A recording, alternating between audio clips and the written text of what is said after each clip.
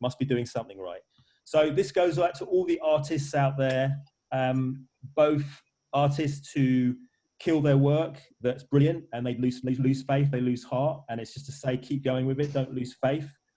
And it's also that this is a time where artists are going to save the world. I really believe it. So Imaginary Millions, a piece of poetic futurology. This is for the imaginary millions to come. This is for the imaginary millions undone. This is for the imaginary millions to come. This is for the imaginary millions undone. This is for the quashed, the thwarted, the suppressed, the slaughtered, the promised but never delivered and thus defrauded, the unmourned, the unlauded, the prematurely aborted. This is the vehicle of your idea that left the station on that train of thought, but you'd never boarded. This is a requiem for those daydreams, your brainwaves unsung, for those jagged lines tapped out on phone, or maybe slyly into voicemails intoned, perhaps in the snatched seconds on your morning commute, before alighting at drudgery in a break from the humdrum. This is for your imaginary millions undone. For the moments that pass with a half-hearted, maybe I'll do it later, or cavalier, well, it never would have been any good anyway. Ideas suspended in animation, dismissed with a, oh, well, I know Orwell. It's only little old me and my amateurish utterings, quelled by squeamishness and self-condemnation. The clenchings and declensions where a spurt was dammed up, an impulse spurns, the vault slammed shut. The embryonic stirrings when you should have played sommelier, but you bottled it up. When you dismissed and distoned your offspring, made it a foundling, declared it a rump when you should have been bold, offered it fondness, and taken a punt. This is for all your forsaken daughters and unprodigal sons. Where do all these imaginary millions end up? Do they roam, botched and broken around a liminal space, teeming with frustrated monads and teary, hungry ghosts? Or suspended in a bardo state, meditating on the great unaccomplished songs and concept albums they might have become?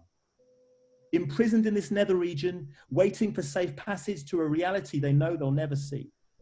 These evanescent wisps of cherubim, unbaptized by your creativity, held in limbo by an original sin, your lack of belief, your unwillingness to reach within, to nurture your seed, your kin, when instead you deem them unworthy and reach for the bin. This is a prayer for all those imaginary millions undone.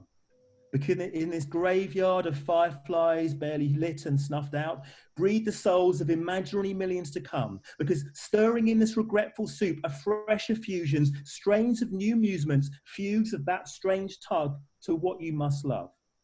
So to hell with prudence, forget that to-do list. To be infused is to be filled with God. To be infused is to be filled with God. What do we learn from the Sufis? Your art is a gift. It fills our deepest hunger, and self-doubt is hubris. Self-hate is hubris. Your inner censor is hubris. Everything is germination, gestation, and bringing forth. Everything is germination, gestation, and bringing forth. So let's do this.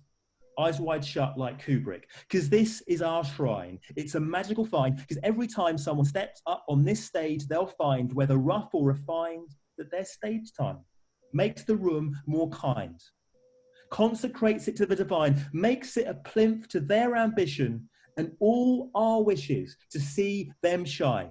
Electric power, the audience extends to bring them to fruition, and makes it easier for the next one to come up here and fulfill their sometimes fearful mission. Because you know what?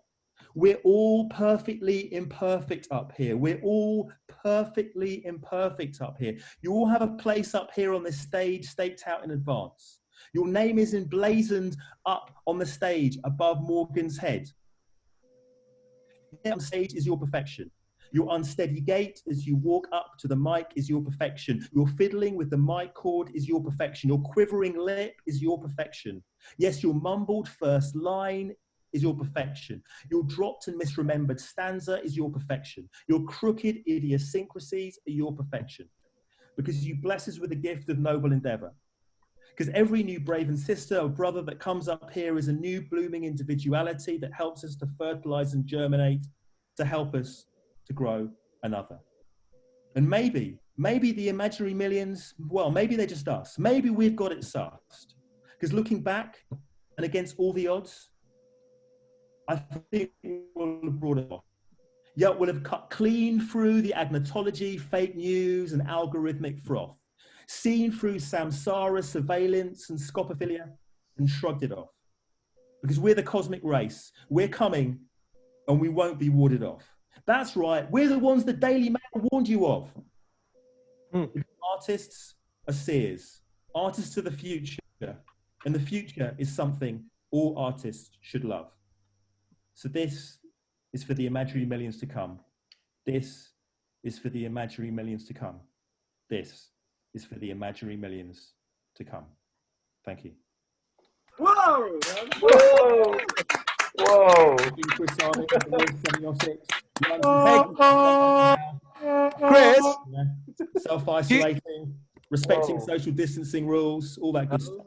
That's you, Chris. That's Hercules is doing a live drawing feed right now. So if you can see that on your screen. I'm going to take a quick photo. Are these going to be circulated after? Yeah, they'll be posted on. I feel like Chris just spoke the theme track to like this event, and loads of other like it that people are trying right now. Thanks, guys. Hey, Chris. Good to be here. Thanks for inviting me. I'm going to stay around for a bit, but